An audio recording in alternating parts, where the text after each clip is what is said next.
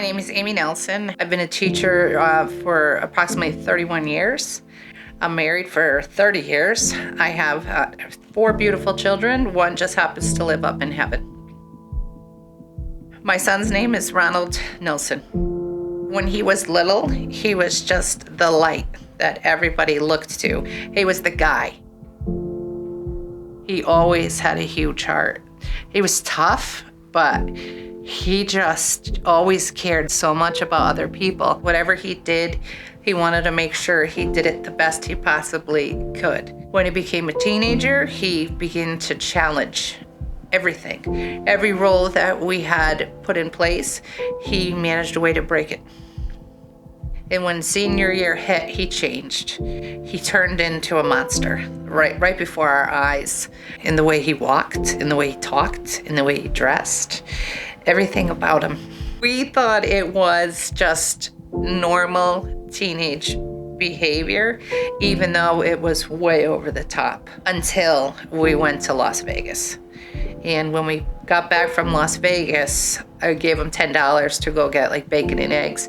He didn't come back until that next day. The cops brought him home. He had my husband's car and he was sleeping, and they found some drug paraphernalia in the backseat of the car.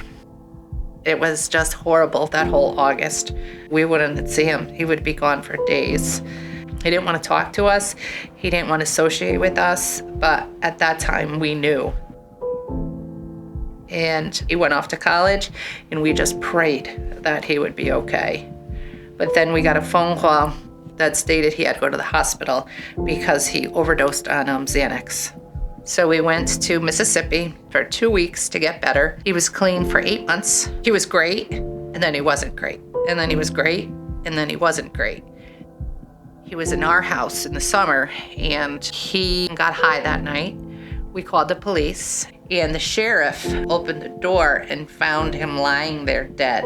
And I was like, Narcan, where is it? So I got it and put it, like 2 sets of Narcan were put up his nose. So when he left, he had a light pulse, which was a sign of hope. And he lived. He survived that one. But if he keeps dying and dying, one day he's gonna die. And that's what happened. I got the phone call at work from his boss that basically said that we lost him. But I lost him before that. I lost him a long time ago. So every time that he was home was a blessing. Every second I got to be with him and he was clean was a blessing. I want to tell my son's story because I want people to realize that drug addiction is real. In the beginning, when this first happened, I felt shame. I felt confused about what to do. We're good parents. We come from a good family that constantly are together and constantly do things together. And it wasn't enough. We couldn't help him. So if it happened to us, it could happen to anybody. After I'd cry my eyes out at night, I would look online and I would search phone numbers and I would call them and I would ask for help. I found a therapist that I can talk to so I could come up with a game plan. Talking to my family, opening up to my family and telling them what was going on was definitely a big resource so I didn't feel alone. And talking to my friends and telling my friends what was going on. Right now, I have one daughter who lives in Connecticut, and my other 2 kids live with me. The only thing that the death of my son is to make sure that I give them that time that they need. That truly, like alone time and together time. And just to remind them, probably annoy them, but I'm here. If you need me, I'm here. I'm not going anywhere.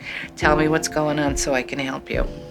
If you or a family member are going through a child who is showing some severe warning signs of doing drugs, please make sure you help yourself. Ronnie didn't want any help, so I had to help myself. But I wish to God I called Stratford Community Services. Please make sure you go to any type of meetings or speak out and talk to people. Please don't isolate yourself. Please don't think you're alone. You're not alone. The more that people open up about this, the more they realize that it's in their family. It's in everybody's family. Don't blame yourself. Worry about the future. Worry about how you can help that person, even though they don't want help. I think everybody should have Narcan, even if their child isn't exposing themselves to drugs, some other child is. So as parents, it's the right thing to do, is to have Narcan with you at all times, because you never know who's going to be affected from a drug overdose. And it's okay to get help.